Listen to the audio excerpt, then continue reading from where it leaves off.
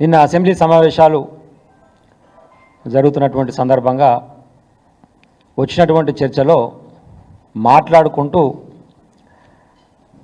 మంత్రివర్యులు కోమటిరెడ్డి వెంకటరెడ్డి గారు 10 సంవత్సరాల నల్గొండ జిల్లాకు అసలు ఏం చేయలేదు కేసీఆర్ గారు బీఆర్ఎస్ ప్రభుత్వం అని చెప్పేసి మాట్లాడినటువంటి ఒక దయనీయమైన దౌర్భాగ్యమైనటువంటి ఒక సన్నివేశాన్ని నేను అసెంబ్లీలో చూడాల్సి వచ్చింది. దాని తర్వాత మాట్లాడినటువంటి ముఖ్యమంత్రి రేవంత్ రెడ్డి గారు ఆయన ఉండే ఒకడే మిలిగిపోయాడు, కానీ ఆయన అడుగురు మేము ఏం చేసామో తెలుస్తుంది, 10 ఏళ్ళలో మీరు ఏం చేసారు నల్గొండకు అని చెప్పేసి రేవంత్ రెడ్డి గారు మాట్లాడారు. ఇంతకంటే దిక్కుమాలినటువంటి పరిస్థితి, దిక్కుమాలినటువంటి మాటలు, అబద్ధపు ప్రచారాలు ఇంకోటి ఉండవు.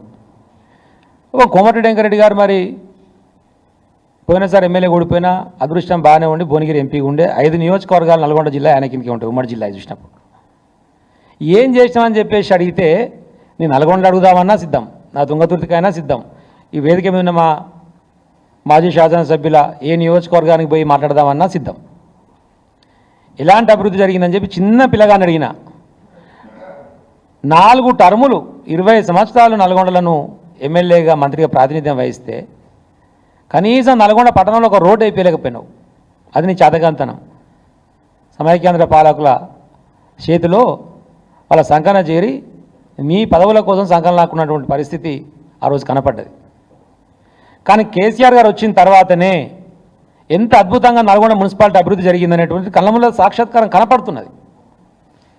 ఇరిగేషన్లు అసలు ఏం రాలేదు, 1 ఎకరానికి ఎక్కువ నీళ్ళు రాలేదు. నా తుంగతుర్తి నియోజకవర్గంలో ఎస్ఆర్ఎస్పీ ఫేజ్ 2 అని చెప్పి పేరే, కానీ దానికి చంద్రబాబు గారు కొబ్బరికాయ కొట్టిర్రు, రాజశేఖర రెడ్డి గారు కొబ్బరికాయ కొట్టిర్రు, కానీ నీళ్ళు మాత్రం రాలేదు.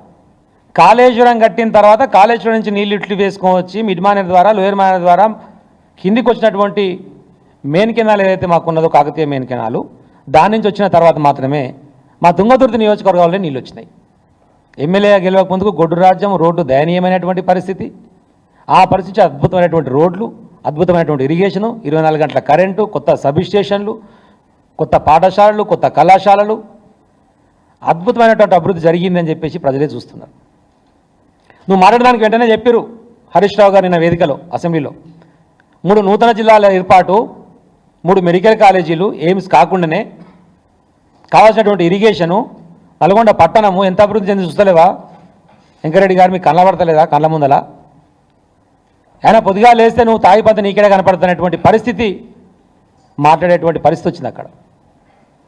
వారు కూడా చెప్పారు అసెంబ్లీలో మొన్న, అసలు బ్రీత్ ఎనలైజర్లు పెట్టాలని నోరే తిరుగుతలేదు మీతో మాట్లాడుతున్నారు అధ్యక్ష. ఈడ కూడా మనం బ్రీత్ ఎనలైజర్ పెట్టి